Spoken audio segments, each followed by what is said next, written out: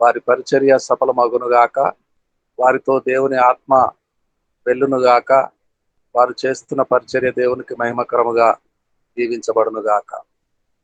మండలమంతా ప్రతి గ్రామము ప్రతి వ్యక్తిని కలుసుకుంటారు, స్వార్థ ప్రకటిస్తారు. అయితే వారి తమ్ముడు గారు నాగలింగేష్ గారు మన మధ్యలో ఉండటము మనకు నిజముగా ఆశీర్వాదకరమే. సమయం వారికి అప్పగిస్తూ సమయం దృష్టిలో పెట్టుకోవాల్సిందిగా, ఎందుకంటే 6:10 కల్లా ముగిస్తే 6:15కు హిందీ సెషన్ ప్రారంభమవుతుంది. ఉత్తర భారతదేశము నలుమూలల నుంచి, అలాగే నేపాల్ నుంచి కూడా దేవుని సేవకులు వస్తూ ఉంటారు. అయ్యా నాగలింగేష్ గారు, సమయం మీకు 6:10 కల్లా మీరు ముగించవలసి ఉంటుంది. బ్రదర్ నాగలింగేష్, ఓవర్ టు నాగలింగేష్ గారు, కర్నూలు జిల్లా. అన్న అందరికీ ప్రైజ్ లార్డ్ అన్న. లోకంలో మొదటగా నాకు ఈ అవకాశం ఇచ్చిన మీ అందరికీ, డేవిడ్ అన్న గారికి క్రీస్తు నామమున వందనాలు తెలుపుకుంటూ ఉన్నాను. వాక్యాన్ని ప్రకటించే బిడ్డలంగా మనం అందరము ఉన్నప్పుడు, అంటే మరి ముఖ్యంగా దైవ సేవకులు వాక్యాన్ని ఉన్నట్టుగా ప్రకటించుకుంటూ వెళ్ళే తరుణంలో ఈ లోకంలో చాలా వరకు సమస్యలు వస్తూనే ఉంటాయి. డైరెక్ట్గా వాక్యం చెప్పేటప్పుడు నాకు జరిగిన ఒక సన్నివేశం, ఒక అన్న దగ్గర, అన్న ఫస్ట్లో వాక్యం మొదలు పెట్టగానే ఒక 2 నిమిషాల వాక్యానికి తీసుకొచ్చే, ఆ వాక్యం మూడ్లోకి తీసుకొచ్చి రావడానికి ఒక ఉదాహరణ చెప్తా ఉంటే వెంటనే ఒక అన్న లేసి, సార్ ఫస్ట్ వాక్యం చెప్పండి, తర్వాత ఉదాహరణలు చెప్తురు అన్నారు. అక్కడ ఉన్న సభ మొత్తము దాదాపు ఒక 20 మందో 30 మందో ఉన్నారు. మొత్తము ఆ మూడంతా చెడిపోయింది అందరిది. అలా దేవుని వాక్యం చెప్పేటప్పుడు కానీ దేవుని క్రియలు, దేవుని ప్రకటించుకుంటూ వెళ్ళేటప్పుడు చాలా వరకు సమస్యలు వస్తూనే ఉంటాయి. ఇవి మనకు మాత్రమే కాదు, దేవుడికే వచ్చాయి. యేసుక్రీస్తు ప్రభుల వారే ఈ లోకంలో వాక్యం చెప్పేటప్పుడు, మనకి ఈ కాలంలో పెద్దగా మైకులు ఉన్నాయి, పెద్దగా అంటే వాక్యాన్ని ప్రకటించడానికి ఏ పరికరాలు అయితే అవసరమైతే ఉన్నాయో దాదాపు ఆ పరికరాలన్నీ మనం దగ్గర పెట్టుకునే ఉంటాం, ప్రకటిస్తూనే ఉంటాం. లూకా సువార్త 12వ అధ్యాయంలో ఒకానొక సమయంలో యేసుక్రీస్తు ప్రభుల వారు వాక్యాన్ని ప్రకటించేటప్పుడు అక్కడ జరిగినటువంటి సన్నివేశము లూకా సువార్త 12వ అధ్యాయం 1వ వచనంలో, అంతలో ఒకరినొకడు తొక్కుకున్నట్లు వేల కొలది జనులు కూడినప్పుడు ఆయన తన శిష్యులతో మొదట ఇట్లని చెప్పసాగెను. యేసుక్రీస్తు ప్రభుల వారు ఒక చోట ఉండగానే దాదాపుగా వేల కొలది జనాలు ఆయన దగ్గరకు వచ్చారు. ఎంతమంది అంటే ఒకరినొకడు తొక్కుకునేంత విధంగా చాలా పెద్ద సభ ఏర్పాటైంది. చిన్న సభ కాదు, పెద్ద సభ. వేల కొలది జనాలు యేసుక్రీస్తు ప్రభుల వారు ఎదుట ఉన్నారు. ఆయన చేతిలో మైక్ లేదు, ఏం లేదు. గట్టిగా దేవుని వాక్యాన్ని ప్రకటిస్తున్నారు. నేను అనుకున్నాను కదా ఆ టైంలో, ఈ టైంలో ఇంతమంది జనాలను చూసి యేసుక్రీస్తు ప్రభుల వారు ఎంత గొప్ప వాక్యం చెప్తా ఉంటాడు, చాలా బాగుంటుంది, విన్నాము అనే ఉద్దేశంతో అలానే ముందుకు చదువుకుంటూ వచ్చాను. అప్పుడు ఆయన చెప్తున్నటువంటి మాటలు, పరిసయ్యుల వేషధారణ అను పులిసిన పిండిన గురించి జాగ్రత్త పడుడి, మరుగైనదేదియు బయలుపరచబడకపోదు, రహస్యమైనదేదియు తెలియబడకపోదు, అందుచేత మీరు చీకట్లో మాట్లాడుకొనున్నవి వెలుగులో వినబడను, మీరు గదుల యందు చెవిలో చెప్పుకొనున్నది మిద్దెల మీద చాటింపబడను. ఇలాగూ అంటే పరలోక రాజ్య మర్మానికి తీసుకెళ్లవలసినటువంటి మాటలన్నీ, అంటే పరలోక రాజ్యానికి అందరినీ నడిపించాల్సిన బాధ్యత దేవునిదే. అలా నడిపిస్తూ ఉన్న నడిపించవలసినటువంటి మాటలు ఏవైతే ఉన్నాయో అవన్నీ చెప్తా ఉన్నాడు. ఎక్కడైతే మనం తప్పిపోతామో, వ్యతిరేక బోధలకు లేదా అట్లాంటి వాటికి జాగ్రత్త పడండి, మీరు మరుగైనది ఏది బయలుపరచబడకపోదు, చీకట్లో ఒకవేళ మీరు మాట్లాడుకుంటున్నట్లయితే అవి బయలుపరచబడకపోవు. ఇలాంటివి మీరు ఎవరికి భయపడాలి? ఈ లోకంలో వచ్చే శ్రమలకు భయపడాలా? ఈ లోక విధంగా శ్రమలు పెట్టే సాతాను గాడికి భయపడాలా? లేదు పరలోక రాజ్యంలో మనల్ని చేర్చే దేవునికి భయపడాలా? ఇలా గొప్ప గొప్ప విషయాలన్నీ వరుస పెట్టి చెప్పుకుంటూ వస్తున్నాడు దేవుడు. 4వ వచనంలో ఉంటుంది, నా స్నేహితులైన మీతో నేను చెప్పున్నదేమనగా, దేహమును చంపిన తరువాత మరేమీ చేయనేరని వారికి భయపడకుడి. ఎవనికి మీరు భయపడవలనో మీకు తెలియజేయుదును. చంపిన తరువాత నరకంలో పడద్రోయ శక్తి గల వానికి భయపడుడి. ఆయనకే భయపడుడని మీతో చెప్తున్నాను. చాలా మంది అనుకుంటారు నరకంలో పడవేయగల శక్తి సాతాను గాడికి ఉంది అని. నరకానికి తీసుకెళ్ళగలిగిన శక్తి మాత్రమే, అంటే నరకం వరకు తీసుకెళ్ళగలిగిన శక్తి మాత్రమే వాడికి ఉంది. కానీ నరకంలో వేయాలంటే మాత్రం ఖచ్చితంగా యేసుక్రీస్తు ప్రభుల వారే వేయాలి. ఎవరికి మీరు భయపడాలి అనే విషయం గొప్పగా చెప్తా ఉన్నాడు. ఈ లోకంలో ఒకవేళ నీ శరీరాన్ని చంపేటట్లు ఉంటే అటువంటి వారికి భయపడాల్సిన పని లేదు. నీ శరీరం నీతో ఉన్నంత వరకు మాత్రమే వాడు పని చేయగలడు. అయితే దేవుని పని మాత్రం నరకంలో పడద్రోయగల శక్తి గలవాడు. ఆయనకు భయపడండి, అంటే దేవునికి భయపడండి, యేసుక్రీస్తు ప్రభుల వారికి భయపడండి అని డైరెక్ట్గా వాళ్ళకి చెప్పుకుంటూ వస్తున్నారు. మీరు అనవసరంగా దేని గురించి బాధపడొద్దు, ఇలాంటి మాటలు చెప్పుకుంటూ వస్తూ ఉంటే చాలా ఇంట్రెస్టింగ్గా అందరూ వింటున్న సమయంలో ఇంకా దేవుడు చెప్తున్నటువంటి మాటలు, అందరు ఎదుట నన్ను ఒప్పుకోండి, శ్రమలు వస్తాయి తప్పిపోవద్దండి, ఇబ్బందులు వస్తాయి తప్పిపోవద్దండి. మనల్ని ప్రస్తుత కాలంలో ధైర్యంగా దేవుని వాక్యాన్ని ప్రకటించవలసినటువంటి సమయంలో కూడా అధైర్యపడుతూ, ఎందుకంటే సమస్యలు అలా ఉన్నాయి, అధైర్యపడుతూ కొద్ది మంది మధ్యలో తిరిగేటప్పుడు డైరెక్ట్గా నేను క్రీస్తు బిడ్డను అని చెప్పుకునేటువంటి శక్తి కూడా కొద్దిమంది కోల్పోతా ఉన్నారు. అటువంటి వారిని కూడా ఉద్దేశించి దేవుడు ఏమన్నాడంటే డైరెక్ట్గా 9వ వచనంలో, మనుషుల ఎదుట నన్ను ఎరుగనను వానిని నేను ఎరుగనని దేవుని దూతల ఎదుట చెప్పుదును. 10వ వచనం, మనుష్య కుమారుని మీద వ్యతిరేకంగా ఒక మాట పలుకువానికి పాప క్షమాపణ కలుగును కానీ పరిశుద్ధాత్మను దూషించువానికి క్షమాపణ లేదు. ఒకవేళ మనుష్య కుమారుని మీద మనం ఒప్పుకోలేదు అంటే పరిశుద్ధాత్మని ఒప్పుకోలేదు అని. ఒకవేళ పాప క్షమాపణ కావాల్సి వస్తే పాప క్షమాపణ మనుష్య కుమారునికి ఒకవేళ దేవునికి యేసుక్రీస్తు ప్రభుల వారికి ఒకవేళ వ్యతిరేకంగా ఏదైనా మాట్లాడితే దానికి క్షమాపణ ఉందేమో, కానీ పరిశుద్ధాత్మకు వ్యతిరేకంగా ఏదైనా మాట్లాడితే వాటికి క్షమాపణ లేదు. ఇలా దేవుడు గొప్ప గొప్ప విషయాలని వరుస పెట్టి చెప్పుకుంటూ వస్తా ఉంటే ఎంతమంది ఉన్నారు మనకి? దాదాపుగా వేల కొద్ది జనాలు అక్కడ ఉన్నారు. ఒకరినొకరు కొట్టుకునే అంతమందికి చాలా గట్టిగా వాక్యం చెప్తా ఉంటే అక్కడ జరిగినటువంటి సన్నివేశము 10వ వచనంలో, ఆ జన సమూహంలో ఒకడు బోధకుడా రాజ్యంలో నాకు పాలు పంచిపెట్టవాలని నా సహోదరునితో చెప్పమని ఆయన అడగగా,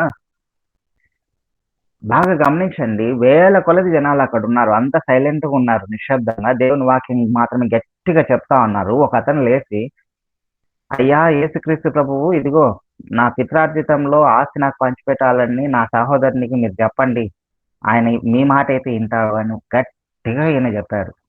ఒక్కసారిగా ఉన్న సభ మొత్తము ఆయన వైపు తిరిగి అల్లకల్లోలం అయిపోయింది. ఏంది ఇప్పుడు యేసుక్రీస్తు ప్రభుల వారు ఆయన చెప్పాలనుకున్న మాటలు ఎక్కడికి పోవాలి? సాతాను గాడు ఎంత పని చేశాడు, ఉన్నట్టుండి సభను మొత్తం గలిబిలి చేశాడు. ఇప్పుడు యేసుక్రీస్తు ప్రభుల వారు 14వ వచనంలో, ఆయన పోయి మీ మీద తీర్పటినిగానైనాను పంచిపెట్టువాడినిగానైనాను నన్ను ఎవరు నియమించినని అతనితో చెప్పాను. అసలు మీ మీద తీర్పటిగా నన్ను ఎవరు ఉంచారు, పంచిపెట్టేవాడినిగా నన్ను ఎవరు ఉంచారు? నేను వచ్చింది పరలోక రాజ్య మర్మాలు తెలుపుతాను కదా. అయితే ఇక్కడ సమస్య, దేవుడు ఆ గొడవను, అంటే ఆ జన సమూహంలో గట్టిగా అరిచారు కదా, అతనికి సమాధానం ఇవ్వకపోయినా, అతన్ని సమాధానపరచకపోయినా, ఆ గలిబిలిలో భాగమైనటువంటి వాళ్ళందరూ అట్రాక్ట్ అయిపోయారు. ఇప్పుడు దానికి వాళ్ళందరికీ సమాధాన పడే మాటలు చెప్పకపోయినా ఖచ్చితంగా వాళ్ళందరూ అక్కడి నుంచి వెళ్ళిపోవడానికే ఇష్టపడతారు. ఎందుకంటే జనాలకు అప్పుడప్పుడు కావాల్సిన సమాధానం కావాలి. అప్పుడప్పుడు కావాల్సినటువంటి సమాధానం ఖచ్చితంగా కావాలి. అలా కావాలనుకున్న టైంలో ఇప్పుడు దేవుడు దాదాపుగా ముగ్గురికి వాక్యం ప్రకటించాలి. ముగ్గురిని సమాధానపరచాలి. ముగ్గురెవరు? ఒకరు గలిబిలికి కారణమైనటువంటి వ్యక్తి. గలిబిలికి కారణం అంతమందిలో లేచి గట్టిగా అడిగాడు కదా ఆ వ్యక్తి. 2 ఆయన సహోదరుడు. ఆ గలిబిలి చేసినటువంటి వ్యక్తి యొక్క సహోదరుడు. 3 వీళ్ళందరూ ఉన్నారు కదా, అందరు కలిసి ఉన్నారు కదా, వీళ్ళందరికీ సమాధానపరచాలి. ఎందుకంటే దేవుని యొక్క మర్మం మరుగుపరచబడకూడదు. ఆ వాక్యం ప్రకటింపబడుతూనే ఉండాలి. మొదటగా దేవుడు చేసినటువంటి పని వెంటనే అతన్నైతే ఎవరైతే గట్టిగా అరిచి, అయ్యా ఫస్ట్ నాకు సమాధానం కలిగితే నాకు ఆస్తిని పంచిపెట్టమని మా అన్నకు చెప్పు అని అంటేనే 14వ వచనంలో యేసుక్రీస్తు ప్రభుల వారు ఆయన పోయి నీ మీద తీర్పరినిగానైనను పంచిపెట్టు వారినిగానైనను నన్నెవడు నియమించినని అతనితో చెప్పాను. వెంటనే ఇప్పుడు మొదలు పెడుతున్నాడు. ఫస్ట్ వాడికి వాక్యం గలిబిలి చేసినటువంటి వ్యక్తికి 15వ వచనంలో గలిబిలికి కారణమైనటువంటి ఆయన సహోదరునికి వాక్యం. మరియు ఆయన వారితో, మీరు ఏ విధమైన లోభమునకు ఎడమియక జాగ్రత్త పడుడి, ఒకని కలిమి విస్తరించుట వాని జీవమునకు మూలం కాదనెను. మరియు ఆయన వారితో ఈ ఉపమానం చెప్పాను. ఒక ధనవంతుని భూమి సమృద్ధిగా పండెను. అప్పుడు అతడు నా పంట సమకూర్చుకొనుటకు నాకు స్థలం చాలదు గనుక నేనేం చేతునని తనలో తాను ఆలోచించుకొని నేను ఇలాగ చేతును. ఎవరైతే ఆ గలిబిలి చేసినటువంటి వ్యక్తి సహోదరుడు ఉన్నాడో ఆయనకి ఈ వాక్యం చెప్తా ఉన్నాడు యేసుక్రీస్తు ప్రభుల వారు. ఆయన ప్రకటించుకుంటూ వచ్చినటువంటి వాక్యం వేరైపోయింది. దాన్ని మధ్యలో డిస్టర్బ్ చేసినటువంటి వ్యక్తి ఒకరైపోయారు. ఇప్పుడు దానికోసమని ఆయన వాక్యాన్ని మలుచుకుంటున్నాడు. ఏ విధంగా మలిచాడంటే చూడండి, ఒకని కలిమి విస్తరించుట వాని జీవమునకు మూలం కాదు. అయ్యా ఇదిగో మీ సంపద విస్తరిస్తా ఉందనుకో, అది మిమ్మల్ని జీవానికి తీసుకుపోలేదు. మరియు ఆయన వారితో ఉపమానం చెప్పును, ఒక ధనవంతుడు బాగా భూమి సమృద్ధిగా పండింది, పంట సమకూర్చుకున్నాడు. ఇక స్థలం చాలదనుకొని కొట్లన్నిటిని నింపేశాడు. ఆ తర్వాత 18వ వచనం, నా కొట్లు విప్పి వాటికంటే గొప్ప వాటిని కట్టించి అందులో నా ధాన్యం అంతటిని నా ఆస్తిని సమకూర్చుకొని నా ప్రాణమా అనేక సంవత్సరములకు విస్తారమైన ఆస్తిని సమకూర్చబడి ఉన్నది, సుఖించుము, తినుము, త్రాగుము, సంతోషించుము అని చెప్పుకుందును అనుకోనేను. ఇలా ఆయన ఎవరైతే గలిబిలికి కారణమైనటువంటి సహోదరుడు ఉన్నాడో ఆ సహోదరునికి చెప్తా ఉన్నటువంటి మాటలు, మీ కలిమి విస్తరిస్తే మీరు ధనవంతులు అయిపోయినట్టు కాదు, పరలోక రాజ్యం మీరు పొందుకోలేరు. ఇదిగో ఒకనికి ఇంత ఆస్తి ఉంది, వాడు ఇంత సంపాదించుకున్నాడు, ఇవన్నీ చేసి ఇదిగో నా ప్రాణమా తిను, తాగు, సంతోషించు, బాగా ఆనందపడు, ఇలాంటివన్నీ అనుకుంటా ఉంటే దేవుడు, వెర్రివాడ ఈ రాత్రి నీ ప్రాణం అడుగుతున్నారు. 20వ వచనంలో, అయితే దేవుడు, వెర్రివాడ ఈ రాత్రి నీ ప్రాణము నడుగుచున్నారు, నీవు సిద్ధపరిచినవి ఎవని వగునని అతనితో చెప్పాను. దేవుని ఎడల ధనవంతుడు కాక తన కొరకే సమకూర్చుకుని వాడు అలాగనే ఇండునని చెప్పాను. ఈ మాటలతో ఏదైతే చెప్పాడు దేవుడు, ఒకవేళ ఈ రాత్రి నీ ప్రాణం అడిగితే నీ పరిస్థితి ఏంది? జాగ్రత్త పడు. దేవుని ఎడల ధనవంతుని కావాలి తప్పితే ఈ లోకంలో ధనవంతునిగా ఉండాలనుకుంటే అది తప్పు, అది నిన్ను పరలోకానికి చేర్చలేదు అని ఈ గలిబిలికి కారణమైనటువంటి వ్యక్తి యొక్క సహోదరునికి వాక్యం చెప్పేశాడు. ఇప్పుడు ఆయనకు ధనం అంటే ఎక్కడ సమకూర్చుకోవాలో ఆయనకు అర్థమైపోయింది. ఒరిజినల్గా దేవుడు చెప్పుకొని రావాల్సినటువంటి మాటలు పరలోక రాజ్య మర్మాలకు సంబంధించిన, పరిశుద్ధాత్మనికి సంబంధించిన, ఆ వేల కొలది జనాలకు సంబంధించిన మాటలన్నీ చెప్పుకుంటూ రావాలి. సాతాను గాడు ఒక్కసారిగా అక్కడ గలిబిలి సృష్టించేసరికి వాక్యాన్ని కొద్దిగా మార్చాడు. అంటే అక్కడ ఉన్నటువంటి వారిని సమాధానపరచాలి, అక్కడ ఉన్నటువంటి వారిని సమాధానపరుస్తూ వాక్యం చెప్పాలి. ఆ తర్వాత ఇప్పుడు ఒకరికి అయిపోయింది వాక్యం, నెక్స్ట్ రెండో వ్యక్తికి చెప్పాలి. ఈ గలిబిలికి కారణమైనటువంటి వ్యక్తి. ఈ గలిబిలికి కారణమైనటువంటి వ్యక్తి. 22వ వచనం నుంచి ఆయనకు వాక్యం స్టార్ట్ అవుతుంది. అంతటా ఆయన తన శిష్యులతో ఇట్లనెను, ఈ హేతువు చేత మీరు ఏమి తిందుమో అని మీ ప్రాణం గూర్చి అయినను, ఏం ధరించుకొందుమో అని మీ దేహమును గూర్చి అయినను చింతింపకుడి.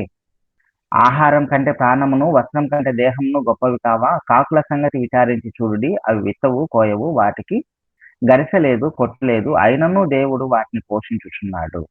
మీరు పక్షుల కంటే ఎంతో శ్రేష్ఠులు. ఇలా రెండవ వ్యక్తికి, అంటే గలిబిలికి కారణమైనటువంటి వ్యక్తికి యేసుక్రీస్తు ప్రభుల వారు చెప్తున్నటువంటి మాటలు, ఏం తింటామో, ఏం తాగుతామో అని చెప్పి మీ శరీరం గురించి కానీ, మీ ప్రాణం గురించి కానీ ఆశ పెట్టుకోవద్దండి, చింతించొద్దండి.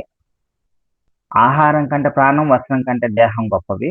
కాకుల సంగతి విచారించి చూడండి. ఇలా పక్షులు కూడా అవేం విత్తవు, కానీ వాటిని అన్నిటిని పోషిస్తున్నాడు. నీ ఆస్తి నీ అన్న తీసుకుపోయినంత మాత్రాన నువ్వు ఒంటరి వాడివి కావు, నీకేమి లేకుండా పోదు, దేవుడు ఖచ్చితంగా నిన్ను పోషిస్తాడు అనే ధైర్యం నింపుతా ఉన్నాడు రెండవ వ్యక్తికి. ఒక వ్యక్తికి ఏమో బుద్ధి చెప్పాడు వాక్యం ద్వారా, రెండవ వ్యక్తికి కూడా బుద్ధి చెప్తా ఉన్నాడు, ధైర్యం నింపుతూ చెప్తా ఉన్నాడు. ఏమి భయపడొద్దు, నీకు కావాల్సినవన్నీ దేవుడు సమకూర్చి పెడతాడు, వాటి కోసం చింతించొద్దు.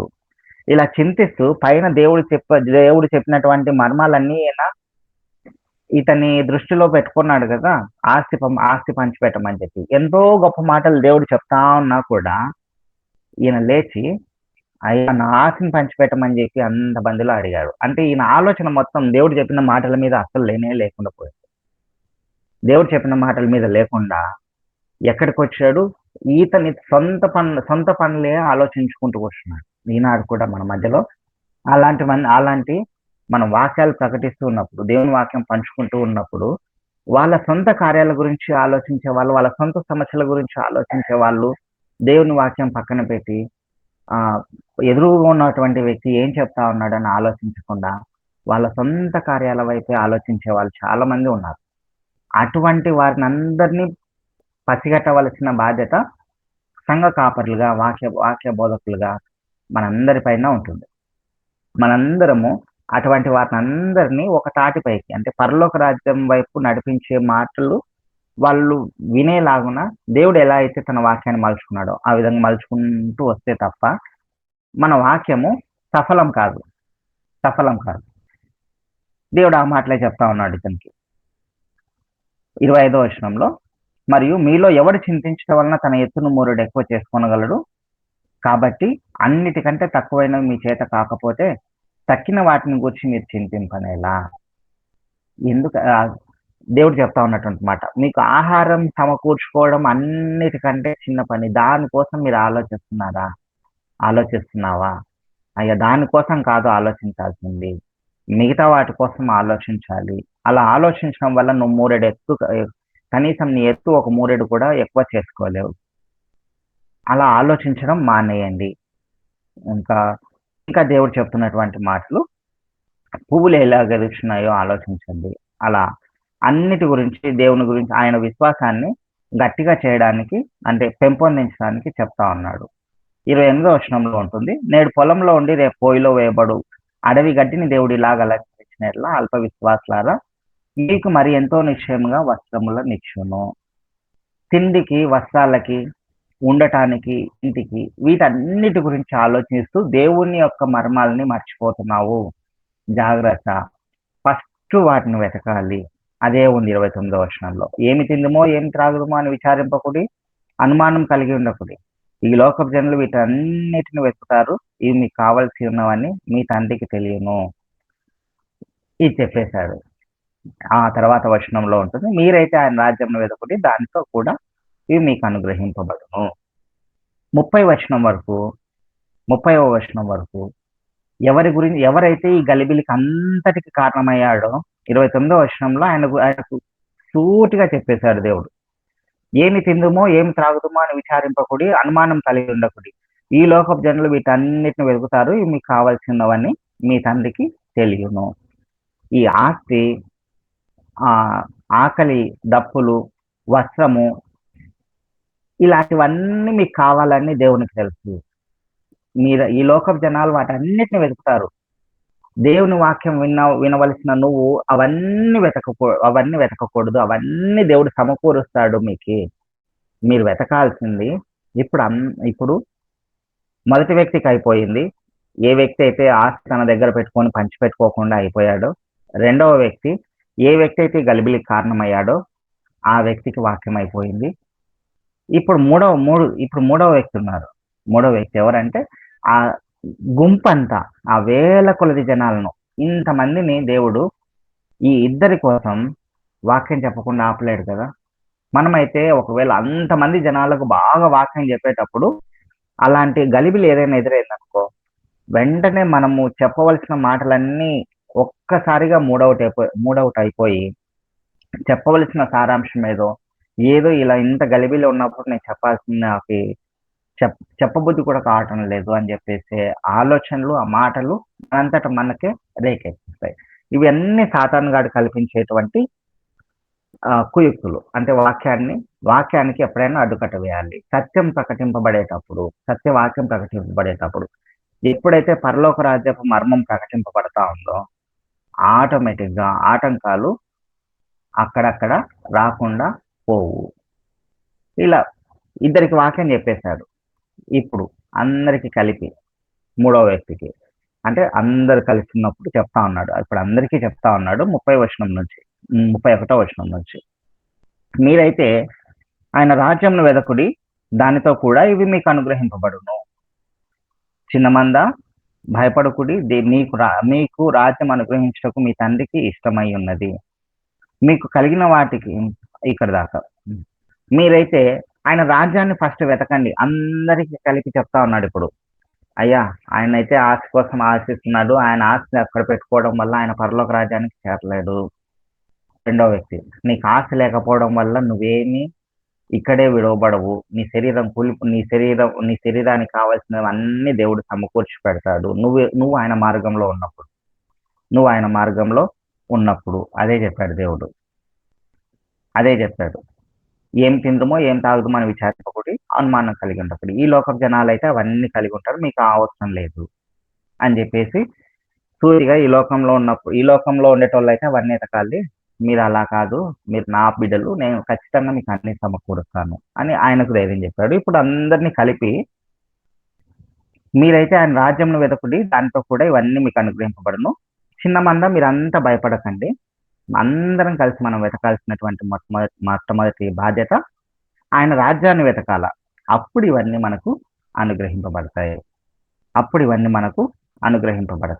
ఇప్పుడు దేవుడు వస్తా ఉన్నాడు ఎక్కడికి? మొదట్లో ఎంతైతే సాతాను గాడు గలిబిలి నేర్పాడో ఆ గలిబిలిని అంతా కొట్టిపడేసి మళ్ళీ మొదటి మాటలు 12వ అధ్యాయం స్టార్టింగ్ లో చెప్పుకుంటూ వచ్చాడు కదా, పరలోక రాజ్యపు మర్మం. ఆ మొదటి మాటలు చెప్తా ఉన్నాడు. ఇలా మనం కూడా ఎటువంటి సమస్యలు వచ్చినా సరే వాక్యాన్ని ప్రకటించడంలో ఎటువంటి ఇబ్బందులు, ఆటంకములు ఏర్పడినా సరే వాటన్నిటిని అధిగమించి ఇక్కడైతే ఒక అతను లేచి అన్నాడు. మన చెవుల ద్వారా చాలా వింటా ఉంటాం, అన్న ఇట్లా అన్నారన్న, ఇట్లా అవన్నీ వదిలిపెట్టేసి దేవుని వాక్యం ప్రకటించేది మాత్రం ఆపకూడదు. దేవుని వాక్యం అంటే సువార్త, అదేంటి పరలోక రాజ్యపు కూర్చున్న మర్మాన్ని తెలియకుండా ఆపడం అది చేయకూడని పని. 31వ వచనం నుంచి మనకు చెప్తా ఉన్నాడు, మీరైతే ఆయన రాజ్యంను వెదకుడి, దాంతో కూడా ఇవి మీకు అనుగ్రహింపబడును. చిన్న మంద భయపడుకుడి, మీకు రాజ్యం అనుగ్రహించుటకు మీ తండ్రికి ఇష్టమై ఉన్నది. మీకు కలిగిన వాటిని అమ్మి ధర్మము చేయడి. అందరికీ చెప్తా ఉన్నాడు దేవుడు. పాతగిల్లని సంచులను పరలోకమందు అక్షయమైన ధనమును సంపాదించుకున్నది, అక్కడికి దొంగరాడు చిమ్మెట కొట్టదు. మీ ధనం ఎక్కడ ఉండునో అక్కడనే మీ హృదయము ఉండును అని మాత్రం అందరిని వేల కొలది జనాలను ఉద్దేశించి ఈ మాటలన్నీ చెప్పేశాడు. ఆ తర్వాత దేవుని వాక్యంలోనికి దేవుడు ఏదైతే చెప్పాలనుకున్నాడో మొదటి నుంచి 35వ వచనం నుంచి ఇప్పుడు స్టార్ట్ చేస్తున్నాడు. మళ్ళీ 35వ వచనం నుంచి, మీ నడుములు కట్టుకొని ఉండుడి, మీ దీపములు వెలుగుచుండనీయుడి. తమ ప్రభువు పెండ్లి విందు నుండి వచ్చి తట్టగానే అతనికి తలుపు తీయటకు అతడు ఎప్పుడు వచ్చునో అని అతని కొరకు ఎదురు చూచి మనుషుల వల్లే ఉంటుంది. ఇది దేవుడు చెప్తా ఉన్నటువంటి మాటలు, పరలోక రాజ్యపు మర్మాన్ని గురించిన మాటలు. మీ నడుములు కట్టుకొని ఉండండి. మీ దీపములు వెలుగుచుండనియండి. మీలో ఉన్న ఆత్మను ఆర్పొద్దండి. ప్రార్థిస్తూ ఉండండి. దేవుని వాక్యాన్ని ప్రకటిస్తూ ఉండండి. మీ నడుములు ఎప్పటికప్పుడు సువార్త పరిచర్యల నిమిత్తమై ఎప్పటికప్పుడు గట్టిగా కట్టుకోండి. ఇలా మీ ఆలోచనలన్నీ సువార్త పరిచర్యల వైపే ఉండాలి. ఇలాంటివి దేవుడు చెప్తా ఉన్నాడు. ఒక పెళ్లి ప్రభువు పెళ్లి విందు నుండి వచ్చి తట్టగానే అతనికి తలుపు తీయటకు అతడు ఎప్పుడు వచ్చునో అని అతని కొరకు ఎదురు చూచి మనుషుల వలె ఉండండి. పెళ్లి విందుకు వరుడు వెళ్ళాడు. అక్కడి నుంచి తిరిగి వచ్చేటప్పుడు ఎప్పుడైతే ప్రభువు వచ్చి తలుపు తడతాడో ఆ తలుపు తీయడానికి రెడీగా సిద్ధంగా ఉండండి. పై వాటి గురించి ఆలోచించుకుంటూ సాతాను గడిపెట్టే సులువైన చిక్కులకు మోసపోతూ వీటన్నిటి భ్రమలో పడిపోయి బతకొద్దండి. మీరు గట్టిగా నడుములు కట్టుకొని మీ దీపములు వెలుగుచుండనియండి. మీ ప్రార్థన జీవితాలను ఆరిపోనివ్వద్దండి. పెళ్లి విందుకు వెళ్ళడానికి రెడీగా ఉండండి. తలుపు తీయడానికి ప్రభువు వచ్చి తలుపు తట్టినప్పుడు తీయడానికి రెడీగా ఉండండి. 37వ వచనం. ప్రభువు వచ్చి ఏ దాసులు మెలకువగా ఉండట కనుగొనో ఆ దాసులు ధన్యులు. ఇలాంటి సమస్యలన్నిటికీ లొంగిపోయి లేదా పక్కదారి పట్టి వాటికి మాత్రమే సమాధానం చెప్పుకుంటూ పోయి పరలోక రాజ్య మర్మాన్ని వదిలిపెట్టేశారు అనుకో. వదిలిపెట్టకుండా ఉన్నటువంటి వ్యక్తుల గురించి చెప్తా ఉన్నాడు. ఎటు తిరిగి పరలోక రాజ్య మర్మాన్ని ప్రకటించే బిడ్డలకు 37వ వచనంలో ప్రభు వచ్చి ఏ దాసులు మెలకుగా ఉండట కనుగొన్నో ఆ దాసులు ధన్యులు. అతడు నడుము కట్టుకొని వారిని భోజన పంక్తిని కూర్చుండబెట్టి తానే వచ్చి వారికి ఉపచారం చేయనని మీతో నిశ్చయంగా చెప్పుచున్నాను. ఈ మాట ప్రభు వస్తానే ఎటువంటి వారికి ఆయనే భోజనం వడ్డిస్తూ ఉన్నాడంటే ఎవరైతే పని చేస్తూ ఉంటారో, ఎవరైతే దేవుని సువార్త ఇన్ని శ్రమలు కష్టాలు ఏ వచ్చినా సరే మనల్ని తప్పుదోవ పట్టించడానికి ఎలాంటి ఆటంకాలు వచ్చినా సరే నీ గుంపులో ఉన్న వ్యక్తి నీకు వ్యతిరేకంగా లేచినా సరే నువ్వు దేవుని వాక్యాన్ని సత్య సువార్తను ప్రకటించకుండా అలానే ప్రకటిస్తూ ఉండిపోయినప్పుడు దేవుడు వచ్చి తలుపు తట్టినప్పుడు అలాగ నిన్ను చూశాడో అలా చూసినప్పుడు దేవుడు చెప్తున్నటువంటి మాట, ఆయన నిన్ను విందులో కూర్చోబెట్టి ఆయన పరిచారకుడుగా ఉండి నీకు భోజనం వడ్డించేవాడుగా ఉంటాడు. నిన్ను విందులో కూర్చోబెడతాడు. ప్రధానంగా నిన్ను విందులో కూర్చోబెట్టి అతడు నడుము కట్టుకొని, అంటే ప్రభువు నడుము కట్టుకొని వారిని భోజన పంక్తిని కూర్చుండబెట్టి తానే వచ్చి వారికి ఉపచారం చేయనని మీతో నిశ్చయముగా చెప్తున్నాను. ఇలా ఆ తర్వాత వచనాలు కూడా ఉంటాయి. మరియు అతడు 2వ జామున వచ్చినను 3వ జామున వచ్చినను ఏ దాసులు మెలకుగా ఉండుట కనుగొన్నో ఆ దాసులు ధన్యులు. ఇలా దేవుడు ఏ జామున వస్తాడో తెలియదు, అంటే 2వ రాకడ సమయం. ఆయన మొదట్లో దేవుడు చెప్పుకుంటూ వచ్చిన మాటలు ఇవే. పరలోక రాజ్య మర్మాన్ని గురించినే చెప్పాలనుకొని వచ్చాడు. మధ్యలో ఆటంకములు ఏర్పడ్డాయి. వాటిని సమాధానపరిచి తిరిగి మళ్ళీ సువార్తను ప్రకటించడానికి ఇష్టపడ్డాడు దేవుడు. ఏ మర్మం అయితే చెప్పకుండా అక్కడ ఆగిపోయాడో ఆ మర్మాన్ని మళ్ళీ తిరిగి కంటిన్యూ చేసుకుంటూ వచ్చాడు. 2వ రాకడకు జనాలను అక్కడ ఉన్నటువంటి ప్రతి ఒక్కరిని సిద్ధపరచడానికి ఇష్టపడ్డాడు. ఇలా అంటే నేనే మీకు పరిచర్య చేస్తాను, మిమ్మల్ని భోజన పంక్తిలో కూర్చోబెడతాను, మీరు నా కోసం పనిచేయండి. నేను వచ్చినప్పుడు మీరు ఎవరైతే పని చేస్తూ ఉన్నారో వారిని అందరినీ ఇలా కూర్చోబెట్టి నేను మీకు వడ్డిస్తానయ్యా, మీరు నా పని చేయండి. ఏ టైంలో నేను వస్తానో తెలీదు. అది 2వ జామ అవుతుందో 3వ జామ అవుతుందో నాకు తెలియదు. ఖచ్చితంగా నేనైతే మీరందరూ అలా ప్రకటిస్తున్నటువంటి మీరందరూ ధనిలు, నేను మీకు భోజనం వడ్డించడానికి సిద్ధంగా ఉన్నాను. 39వ వచనంలో ఉంటుంది, దొంగ ఏ గడియను వచ్చునో ఇంటి యజమానికి తెలిసిన ఎడల అతడు మెలకువగా ఉండి తన ఇంటికి కన్నం వేయనీయడని తెలుసుకోండి. మీరు అనుకొనని గడియలో మనుష్య కుమారుడు వచ్చును కనుక మీరును సిద్ధంగా ఉండుడని చెప్పాను. దొంగ ఏ టైంలో వస్తాడో తెలియదు కాబట్టి నేను కూడా అలాగే వస్తాను. ఒకవేళ దొంగ వచ్చేది మీకు తెలిసినట్లయితే, ఇంటి యజమానునికి తెలిసినట్లయితే జాగ్రత్త పడతాడు కదా. ఆయన తెలియకుండా వస్తాడు కాబట్టి మీరు కూడా అలా దేవుని వాక్యాన్ని ప్రకటించకుండా ఉండిపోయే బిడ్డలుగా ఉండక ధైర్యంగా సత్యవాక్యంను ప్రకటిస్తూ ఉండిపోతే ఖచ్చితంగా నేను మనుష్య కుమారుడిని గనుక మీ అంటే నాతో వచ్చుటకు మీరు సిద్ధంగా ఉండండి. 40 వచనంలో ఉంటుంది. మీరు అనుకొనని గడియలో మనుష్య కుమారుడు వచ్చును గనుక మీరును సిద్ధముగా ఉండుడని చెప్పెను. ఇంత బాగా దేవుని వాక్యం ఎన్ని శ్రమలొచ్చినా సరే యేసుక్రీస్తు ప్రభువు వారు పక్కాగా అంటే మొదటి నుంచి 40 వచనాల వరకు ఎక్కడ కూడా ఎన్ని ఒడిదుడుకులొచ్చినా కూడా సరే మధ్యలో ఎవరెవరికి వాక్యం చెప్పుకుంటూ వచ్చాడంటే అందరికీ చెప్పుకుంటూ వచ్చాడు. వేల కొలది జనాలొచ్చారు అక్కడికి. వేల కొలది జనాలొచ్చారు. మైక్ లేదు, ఏం లేదు. గట్టిగా వాక్యం చెప్తా ఉన్నప్పుడు వచ్చినటువంటి శ్రమ ఇది. వచ్చినటువంటి ఆటంకం. ఈ ఆటంకాన్ని అధిరోహించి అందరిని సమాధానపరిచారు. ముఖ్యంగా దేవుని వాక్యాన్ని ఖచ్చితంగా అక్కడ ప్రకటించేశాడు. మొదటగా అందరికీ చెప్పుకుంటూ వచ్చాడు. డిస్టర్బెన్స్ వచ్చింది. ఎవరైతే ఈ డిస్టర్బెన్స్ కు కారణమైనటువంటి వ్యక్తి ఉన్నాడో ఆ వ్యక్తి యొక్క సహోదరునికి, అయ్యా నీ ఆస్తి నేను పరలోకానికి తీసుకుపోదు. ఒకవేళ ఈ రాత్రే దేవుడు నీ ఆస్తి నీ ప్రాణాన్ని అడిగితే గనుక నువ్వు వ్యర్థమైపోతావు. పరలోకంలో ధనం కలిగి ఉండు. ఈ మాట ఆయనకి చెప్పేసి ఆయనను సమాధానపరిచేశాడు. ఆయన ఏం తప్పు చేస్తున్నాడో నీకు చూపించేశాడు. రెండవ వ్యక్తి ఆ గలిబిలికి కారణమైనటువంటి వ్యక్తి, అయ్యా నువ్వు దేని గురించి అయితే చింతిస్తూ దేవునికి దూరంగా ఉండవో ఇదిగో ఆ చింత నీకు అక్కర్లేదు. ఆ చింతను దూరం పెట్టేసి దేవుని గురించి ఆలోచిస్తే తప్ప నువ్వు పరలోక రాజ్యానికి చేరలేవు. దయచేసి వాటి గురించి ఆలోచించు. ఆకాశ పక్షులే అన్నం తింటా ఉన్నాయి. నీకు దేవుడు ఇయ్యడా? నీ పిల్లలకు దేవుడు ఇయ్యడా? వస్త్రాలు ఇస్తాడు, అన్నం ఇస్తాడు, ఇవన్నీ చెప్పాడు. ఆయనను సమాధానపరిచాడు. పరలోక రాజ్య మర్మానికి దగ్గరగా తీసుకెళ్ళాడు. ఇక మూడవదిగా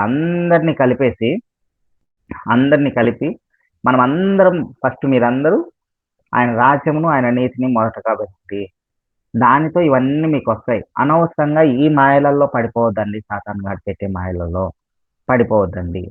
అలా పడిపోయారంటే మీరందరూ ఆ పరలోక రాజ్య మర్మం నుంచి సులువుగా పక్కకి వెళ్ళిపోతారు అని చెప్పేసి యేసుక్రీస్తు ప్రభువు వారు అందరికి చెప్తా ఉన్నాడు. ఇప్పుడు లాస్ట్ లో చెప్పినటువంటి మాట 4వదిగా, మీరందరూ నడుములు కట్టుకొని ఉండండి. సువార్త పరిచర్య చేసేవాళ్ళు అందరికి చెప్పుకుంటూ వచ్చాడు. ఇప్పుడు మన అందరికి చెప్తా ఉన్నాడు. సువార్త పరిచర్య చేసే వాళ్ళరా మీరంతా నడుములు కట్టుకోండి. మీ దీపములు వెలుగుచుండనియండి. పెండ్లి విందులో నేను మీరు బహుగా ఇష్టంగా ఎటువంటి సమస్యలు వచ్చినా పని చేస్తూనే ఉన్నటువంటి బిడ్డలుగా ఉన్నారనుకో, మిమ్మల్ని విందులో కూర్చోబెట్టి నేను మీకు వడ్డిస్తాను. మీకు నేను పరిచర్య చేస్తాను. నా కోసం మీరు పని చేయండి. అలాంటి శ్రమలకు లొంగిపోవద్దండి. దొంగ ఏ టైంలో వస్తాడో తెలియదు కాబట్టి మీరు సిద్ధంగా ఉండండి.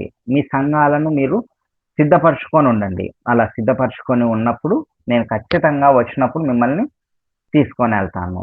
మిమ్మల్ని అందరినీ కూర్చోబెట్టి ఉన్నతమైన స్థానంలో మిమ్మల్ని కూర్చోబెట్టి నడుముకు నేను బట్ట కట్టుకొని, ఇన్నాళ్ళు మీరు కట్టుకున్నారు, ఇప్పుడు నేను కట్టుకొని మీకు వడ్డిస్తాను. మిమ్మల్ని భోజన పంక్తులు కూర్చోబెట్టి నేను మీకు సేవలు చేస్తాను. ఇంత గొప్ప మాటలు చెప్పాడు.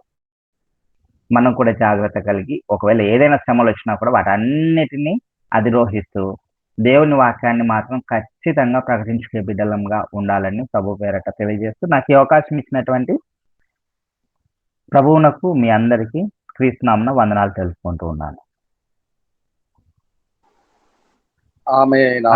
ప్రైజ్ లార్డ్ అన్న.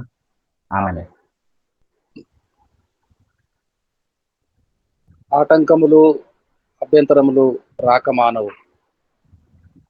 ఆటంకములు అధిరోహించి సమయస్ఫూర్తి ద్వారా ఇంత మంచి సమయము, అనేకులు వేలాదిగా ఒకరి మీద ఒకడు పడుతూ తొక్కిసలాడుతున్న సమయం, ఆశతో వచ్చిన వారందరినీ సంతృప్తి పరచాలి. అవకాశమును సద్వినియోగపరచుకోవాలి. అవకాశములు మాటికి రావు. అందరూ నిరుత్సాహపడిపోతారు. వేల కొలది ఒక్కడు కూడా నిరుత్సాహపరచబడకూడదు. ప్రభుల వారు చక్కటి సమయస్ఫూర్తి, అభ్యంతర పడతారు, కంగారు పడిపోతారు ఆధునిక కాల బోధకులు. అయితే సమయమును సద్వినియోగపరచుకోవాలి. సమూహములను ఉద్దేశించి మాట్లాడాలి. ఒకరిద్దరు వలన గలిబిలి ఏర్పడవచ్చు. అది కూడా తమకు అనుకూలంగా మార్చుకోవాలి. సమయస్ఫూర్తి ప్రదర్శించాలి. ప్రభుల వారి కంటే గొప్పగా సమయమును తమకు అనుకూలముగా మార్చగల జ్ఞానులైన బోధకులు ఎవరున్నారు? ప్రభుల వారికి మిన్నగా ప్రతి దినము రాత్రులు ప్రార్థన, పగలు బోధ. ఆ బోధలో పరిస్థితులు వ్యతిరేకముగా ఉన్నా అనుకూలముగా మార్చుకొనుట. దేవునికి స్తోత్రం కలుగును గాక. హల్లెలూయా, హల్లెలూయా, హల్లెలూయా. హల్లెలూయా, హల్లెలూయా, హల్లెలూయా, హల్లెలూయా, హల్లెలూయా.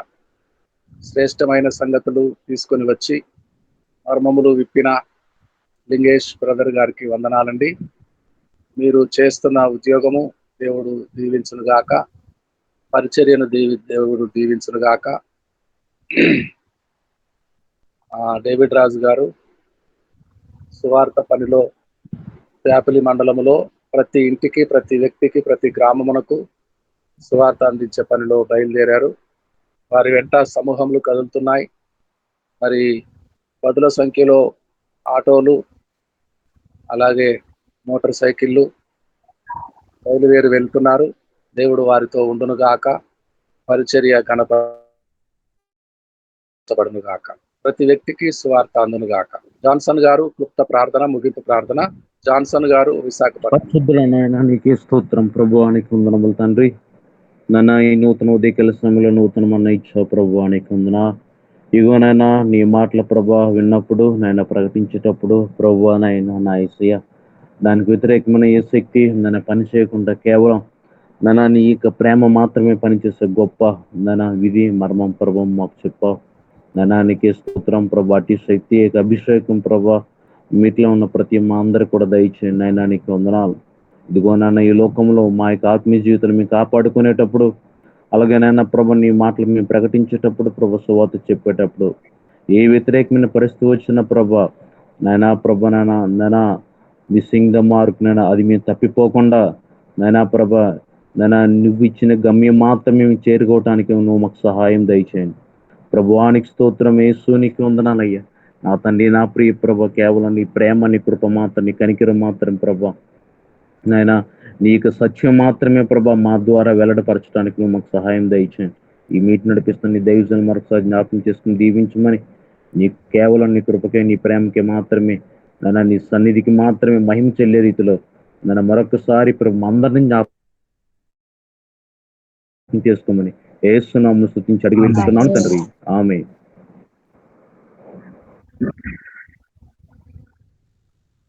ఆమేన్, ఆమేన్. దేవునికి గాక.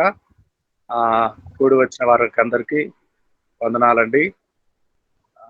వాక్య పరిచర్య చేసిన నాగలింగేష్ గారికి వందనాలు, జాన్సన్ గారికి వందనాలు, గ్రేస్ మనోరంజని అమ్మగారికి వందనాలు, అలాగే నయోమికి వందనాలు, వాణిశ్రీ గారికి వందనాలు,